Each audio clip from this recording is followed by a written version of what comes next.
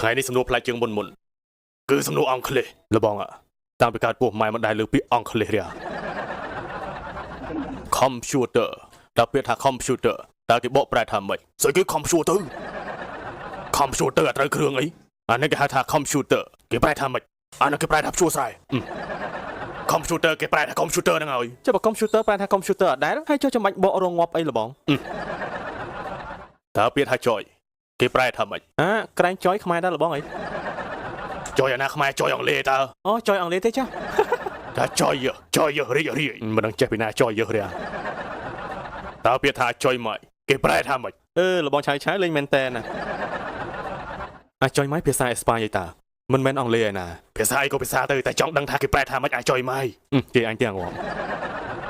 ចុះថាបឡំជឿនោះបឡំជេមែភាសាគេមានអានេះគេប្រែមកថាល្អទៀតនោះអាចចយម៉ៃ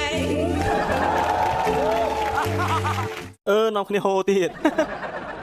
តើទូរស័ព្ទអស់ថ្មគេធ្វើយ៉ាងម៉េចទូរស័ព្ទអស់ថ្មគេដោតឌុយហើយចុះបើមនុស្សអស់ថ្មមិនបើមនុស្សអស់ថ្មចង់ដោតឌុយដែរចុះតើមនុស្សហើយនឹងទូរស័ព្ទតើខុសគ្នានៅត្រង់ណាខុសគ្នាត្រង់ទូរស័ព្ទអស់ថ្មគេដោតគូតដល់ពេលមនុស្សអស់ថ្មអានេះគេដោតតាមមាត់វាមិនដែលទេខុសគ្នាត្រង់ចង់បានមនុស្សគេចូលស្ដីហើយចង់បានទូរស័ព្ទទូរទិញនៅកន្លែងលក់ទូរស័ព្ទតើទិញកន្លែង